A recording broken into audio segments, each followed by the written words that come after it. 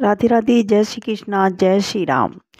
सभी महिलाओं को वट सावित्री व्रत की मेरी तरफ से ढेर सारी शुभकामनाएं। साथियों, आज की इस वीडियो में बात करेंगे कि सावित्री व्रत की पूजा विधि, वो भी संपूर्ण पूजा विधि बताऊंगी कि किस तरीके से हमें पूजा करनी चाहिए, किस टाइम पर जगें और किस किस तरीके के वस्त्र धारण करें और किसका इसमें पूजन होगा। तो चलिए दोस्तों, पूरी वीडियो को अंत तक ज़रूर देखें। चैनल पर पहली बार आएँ तो प्लीज़ चैनल को सब्सक्राइब कर लें, बेल आइकन को ऑन कर लें।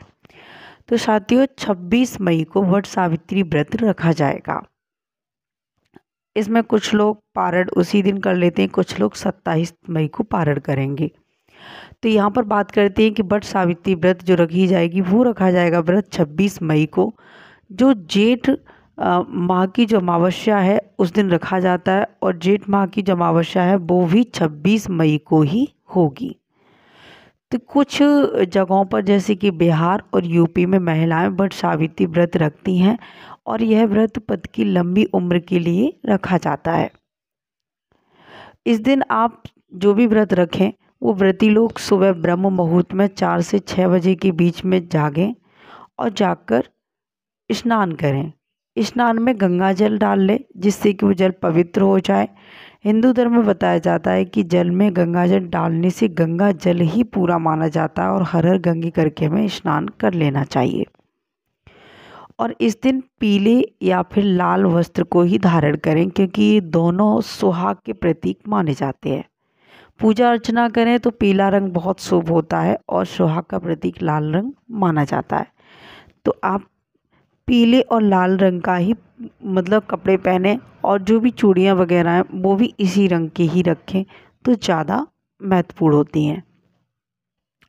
तो आप वस्त्र धारण करके फिर सबसे पहले आप सूर्य भगवान को जल अर्पित करें। उसमें जैसे भी आप करते हैं मीठा और तेल वगैरह जो भी डाल के, पुष्प डाल के, पीले पुष्प डाल के लोटे में सूर्य भगवान को अर्पित कर दें। अर्पित करने के बाद आपके यहाँ पर अगर कहीं पर वट वृक्ष है तो फिर आप वहीं जाकर पूजा कर ले। अगर नहीं है तो अपने घर पर एक दिन पहले जो टहनी होती है वट वृक्ष की, उसको मंगा के रख लें। उसी दिन ना रखें, क्योंकि उस दिन पत्ते तोड़े नहीं जाते। हम जिस वृक्ष की पूजा करें और उसी को तोड़ें तो ये अशुभ माना जाता है। हमें 5 पत्तों की वट वृक्ष की पत्तों की ज़रूरत पड़ती है। कहीं कहीं पान के पत्तों का भी प्रयोग किया जाता है। तो आप जैसे सामर्थ्य नहीं है पान के पत्तों को लाने की, तो आप वट वृक्ष के ही 5 पत्ते तोड़ लें, और जो पूजा की सामग्री में ऐड होंगे तो वो एक दिन पहले ही ये काम कर लें।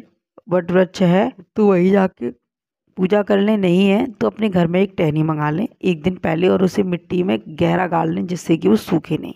फिर आपको जो वट सामग्री है, पूजा सामग्री है, वो सारा श्रृंगार होना चाहिए। 16 कोशिश करें 16 श्रृंगार हो जाए, और एक साड़ी दान देने के लिए खुद भी नया श्रृंगार कर लें।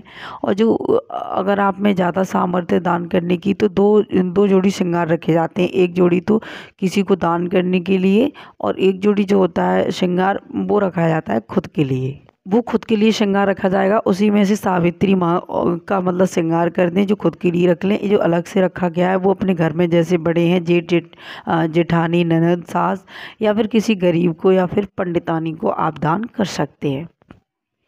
अब पति के लिए, आप जैसे पति के लिए व्रत रखा जा रहा है तो आप उनके लिए कोई ड्राई फ्रूट्स मंगा लें, फल मंगा लें, और भेंट में देने के लिए आप कपड़े भी रख लें, रुमाल रख लें, वॉच रख लें, वॉलेट रख लें, बेल्ट रख लें। बेल्ट और वॉलेट का प्रयोग वैसे कुछ लोग कर लेते हैं, लेकिन ये अशुभ माना जाता है क्योंकि वो चमड़े का होता है। तो आप इन चीज़ों को अवॉइड कीजिए।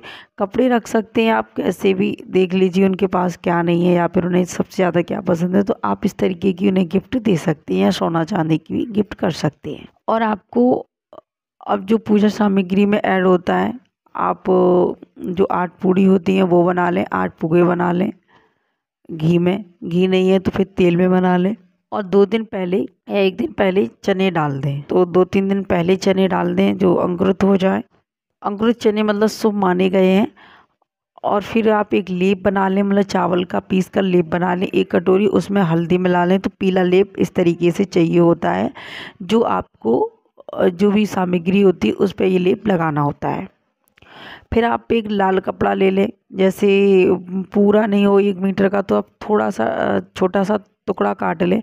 जो मतलब जो आप मतलब मूर्ति बना के रखेंगी सावित्री की और सत्यवान की, उनको उड़ा दें, सावित्री माँ को उड़ा दें। और जो बरगद की टहनी होती है उसको भी छोटा सा टुकड़ा अर्पित कर दें, पीला या फिर लाल। ठीक है, तो आपको ये छोटे छोटे टुकड़े बस्ते के चाहिए, पूरा भी हो टुकड़ा तो वो भी चलेगा, वो भी आप उनको दे सकती हैं। अब वहाँ पर जो टहनी है उसके पास में पहले ये मूर्ति रखें बना के सत्यवान और सावित्री की, उनको लेप लगाएं, रोली लगाएं और उनको सिंदूर लगाएं। सावित्री माँ को, सत्यवान है उनको भी आप चंदन लगा सकते हैं और अक्षत मतलब चावल भी अपने पास रखें, वो भी इनको लगा दें।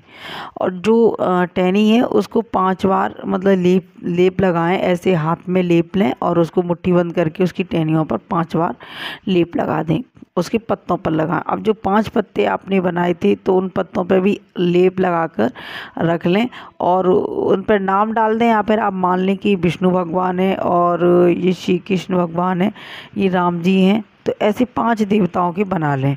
और जो मूर्ति आपने बनाई है मिट्टी की, वो तो सत्यवान और सावित्री की हो ही गई। तो इस तरीके से 5 देवताओं के 5 पत्ते रख लें, भोले शंकर और विष्णु भगवान, श्री कृष्ण भगवान, राम जी, नारायण भगवान, ऐसे आप 5 ये रख लें पत्ते और उन पर भगवान का रूप मान के ऐसे रख लें। और उनके ही मतलब पत्तों के ऊपर ये सामग्री चने रख लें, जो चने अंकुरित चने दिए हैं वो चने उन्हीं के ऊपर 5 पत्तों के ऊपर रख लें। कुछ लोग इसके ऊपर सुपारी भी रखते हैं, लेकिन आप में सामर्थ्य नहीं है तो आप सुपारी ना रखें, चने ही रख लें, अंकुर जो चने होते हैं वो। अब कुछ चने उनको अर्पित कर दें सावित्री और सत्यवान को, और थोड़े से चने जो बट वृक्ष की टहनी है उसको, या फिर आप पूरा वृक्ष के पास कर रहे हैं उनको अर्पित कर दें। पति की लंबी उम्र के लिए प्रार्थना अर्चना करें सावित्री माँ से और उनको, और धूप दीप जलाएं, जो भोग लग बनाया है वो अर्पित उनको करें। और ये सब करने के बाद फिर आप कथा सुने और अंत में जाके जो बट वृक्ष है उसके 7 परिक्रमा लें एक धागा से। आप सफ़ेद धागा ले लें, लाल धागा ले लें, न सूत का धागा आता है वो सबसे अच्छा रहता है। तो इस तरीके से पूजा विधि है और वहाँ अपने मांग में भी सिंदूर भरें। इस तरीके से आप पूजा करें। अंत में जाकर जो पंखा है, मैंने अगर वीडियो में नहीं बताया हो तो जो भी मैंने पंखा आपको पहली वीडियो में बताया है कि जो भी बांस का पंखा होता है उस पर भी लेप लगाएं, उस पर भी चने रखें और तिलक वगैरह करके वो पंखे से फिर अंत में जाके उस वट वृक्ष के पौधे को या फिर टहनी को हवा दें और पैर छू के नतमस्तक होकर वहाँ से आप उठ जाएं। जो भी सामान है वो आप दान में दे दें, पति का जो सामान है वो पति को दे दें। फिर जो पंखा है मतलब बांस का पंखा, उसी पंखे से आपको पति को हवा देनी होती है और चरण स्पर्श करें। फिर जो बड़े लोग हैं घर में उनसे आशीर्वाद लें। आशीर्वाद लेने के बाद जो भी आपको श्रृंगार रखा है, साड़ी रखी है, वो जिन्हें देना चाहते हैं आप जेठानी ननद सास को उन्हें दे दें। जिसको भी देना चाहते हैं उनसे आशीर्वाद भी लें, यानी कि उनके पैर स्पर्श जरूर करें। तो इस तरीके से हमें पूजा विधि रखनी चाहिए। छोटी सी पूजा विधि है, आपको जिस तरीके से समझ में आए। भगवान है वो छोटी छोटी चीज़ों पर रुष्ट नहीं होते हैं, तो आप जिस तरीके से आपको समझ में आए, थोड़ा बहुत उल्टा सीधा गलती हो जाए तो माफ़ी मांग लें और जल को अवश्य रखें वहाँ पर।